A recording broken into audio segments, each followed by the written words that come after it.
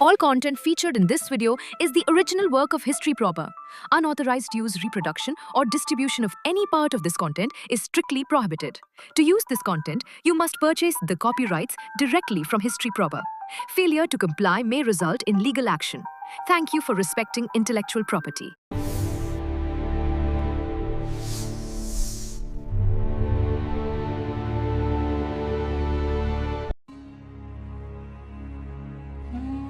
This is a story of a king long forgotten.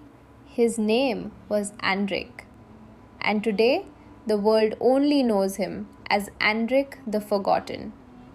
That name exists in history only as a shadow, just a word scattered in vague concepts, lost in time. But in the small villages of Hungary, there are still whispers about him. Are they mere rumors, or is there truth behind them? No one knows for sure, but those stories, they must be heard. Andrick's real name was Andrick, son of the ruling king of a small region in Prussia or Hungary, King Gilbert.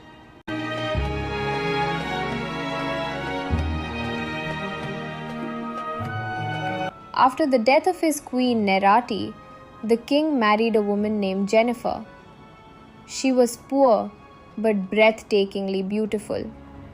So beautiful that the king, upon seeing her, showered her family with gold and made her his new queen.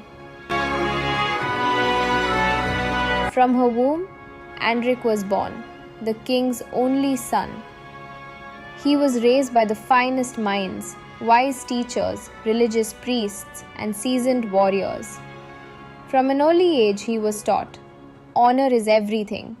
Even if you must give your life, never let your honor be stained.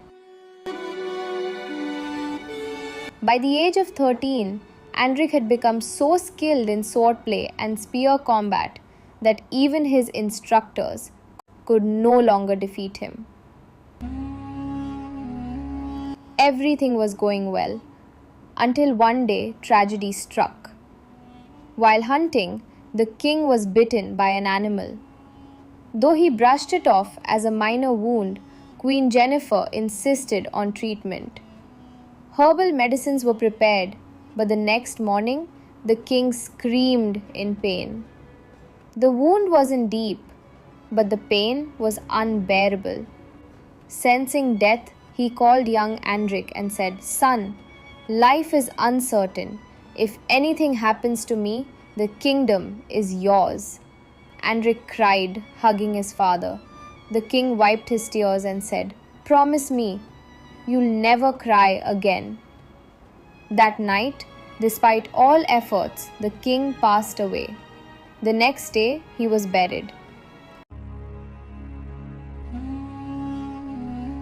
Andrick was crowned king. That night, unable to sleep, Andrick walked to the balcony. He saw someone in his mother's chamber.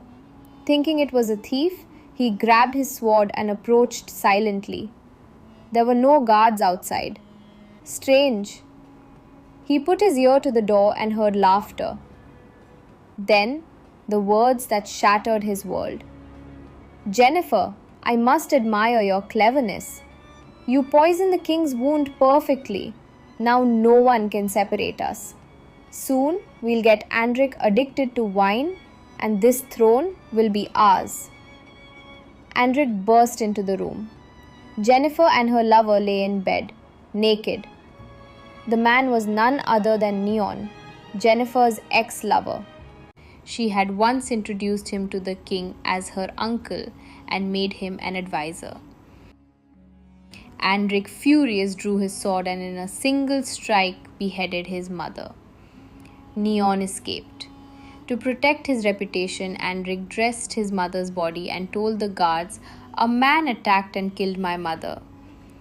They searched, but Neon had vanished. Andrick swore he would never trust a woman again. He vowed to find Neon and kill him. Something inside him died that day. He became ruthless. Villages burned, people slaughtered. He took what he wanted: food, jewels, gold, anything. In just 7 years, Andrick spread fear throughout the region. He was known to have burned thousands alive. On his 21st birthday, Andrick threw a grand celebration. Lights, music, food, wine, nobles from all lands attended. That night, a 20-year-old girl named Zoe snuck into the palace to steal food for her starving family. While searching the kitchen, she mistakenly entered the king's room. He wasn't there. She hid under the table and started eating. Just then, Andrick returned from bathing. Noticing a missing plate, he said, "I know you're hiding, come out." Zoe stepped out nervous. Andrick hadn't dressed yet. "Who are you?" he demanded. "My name is Zoe," she replied. He was taken aback. "You could have just said something. I would have dressed first." He clothed himself and turned to see her. Stunningly beautiful, with big sparkling eyes, skin whiter than milk, and thick black hair. For a moment he was lost in her beauty, but then reminded himself, never trust a woman. "Why are you here?" he asked. "You destroyed our crops. We're starving. I came to steal food." Andrick replied, "Do you know theft is punishable by death?" "Yes," she said, "but I'd rather die this way than starve." He paused, then said softly, "Take whatever you want, but don't ever return." Zoe left puzzled. How could this cruel king let her go? She fed her family that night. But Andrick couldn't stop thinking about her. Every time he closed his eyes, he saw Zoe. He realized he had fallen in love, but he fought it.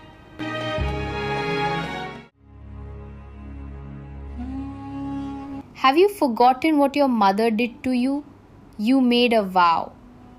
He decided. Zoe must die. Only then could he be free.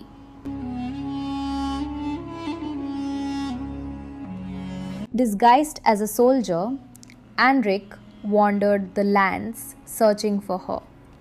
One day, near a lake, he saw her bathing, dressed in white, glowing like a goddess. Andrick broke down. He couldn't kill her. Instead, he told her everything. Zoe said, "You can have my body anytime. I'm powerless. But if you want my love, you must return everything you've stolen." Andrick agreed. He promised not to harm her and that she could leave when she felt he had changed. From that day on, he returned treasures, helped the poor, rebuilt villages. Slowly, his kingdom became peaceful and Zoe fell in love with him. A year passed. Zoe decided to confess her love on their next hunting trip. She wore a royal red dress, looking more radiant than ever. On the way, they met a beggar in a black shawl. Zoe noticed something strange, but said nothing. Suddenly, the beggar pulled out a dagger and lunged at Andrick. Zoe jumped in front of him.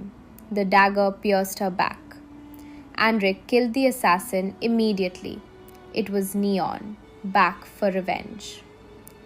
Zoe lay dying, poisoned blade. She looked at Andrick and whispered, "Shh, I was going to tell you today that I love you too. Maybe we were meant to meet, but not to be together. I'm happy I died in the hands of the one I love." Andrick cried, begged for a cure, but it was too late. "Promise me," she said, "you'll stay kind. Stay the king of my heart.